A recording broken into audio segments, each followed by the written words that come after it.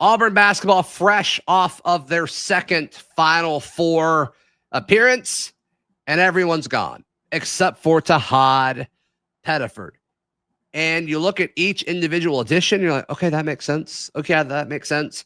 But it's just a lot of pieces. Now is when those pieces have to turn into a roster and turn into a team and turn into, what we've seen Auburn be able to be under Bruce Pearl for the last, half decade, really. So, Darrell, I mean, it just seems like you're starting to see and hear of a starting five that's going to be pretty respected within the SEC, the best conference in college basketball right now.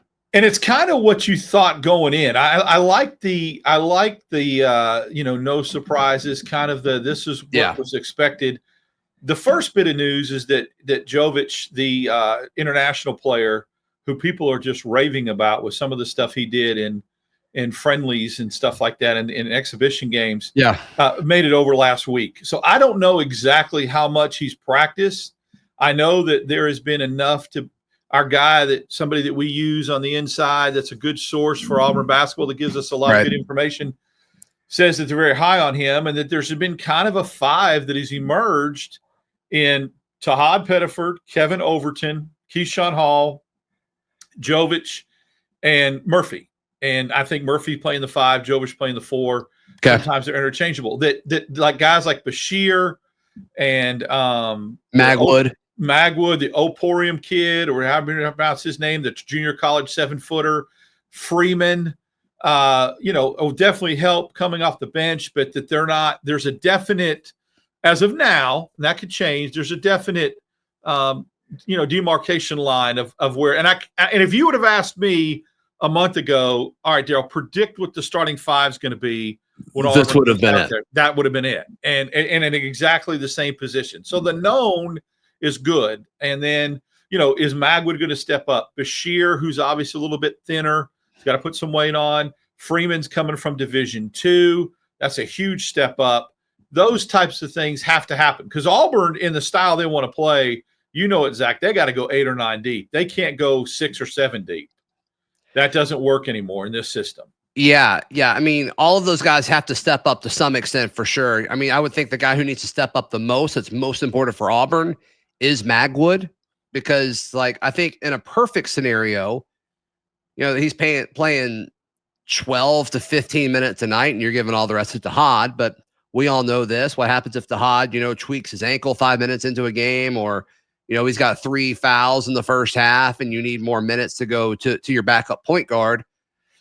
I mean, when all the questions about Tahaad, is he going to go to the draft or not? Or is he going to stay in the draft or not? I mean, we said it pretty consistently, Auburn's not talking to other point guards, so they must believe he's coming back, which is obviously what happened. But because of that, you assumed that they believe Magwood is ready year one to be the backup point guard.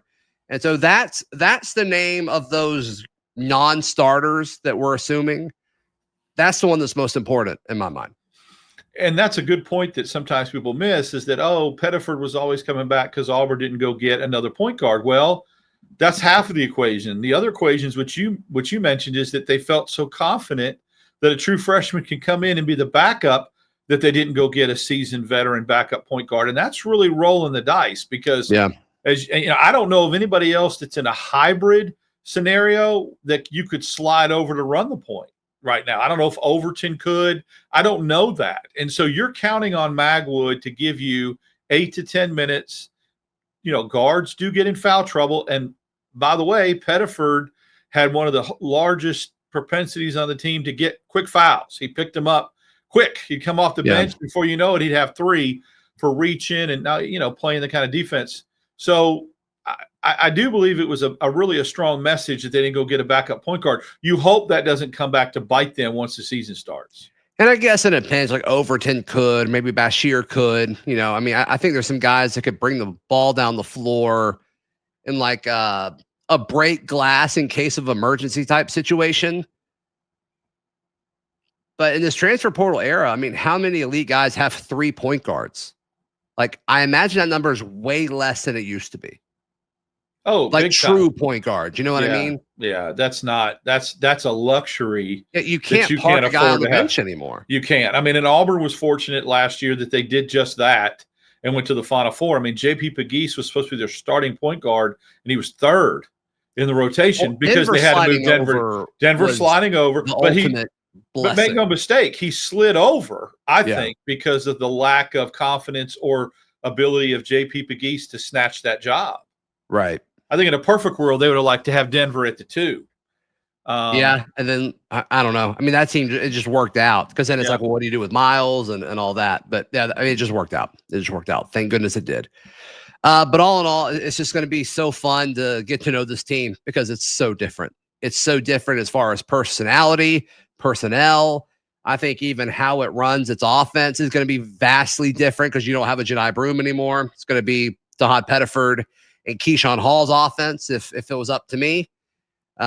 So I'm excited to see exactly how that develops over the course of the next few months leading into the season. Darrell, Dapprich, how can people check out everything you've got going on? Follow me on X, Dap6410, Wednesdays and Fridays, right here with you in Locked On Auburn. And then Sunday nights, 8 o'clock, with our good buddy Kyle Rush, a.k.a. Charlie 5. We do a little barn live show at 8. Yeah. Hey, please like the video. Please subscribe, and we will see you next time. This has been Locked On Auburn.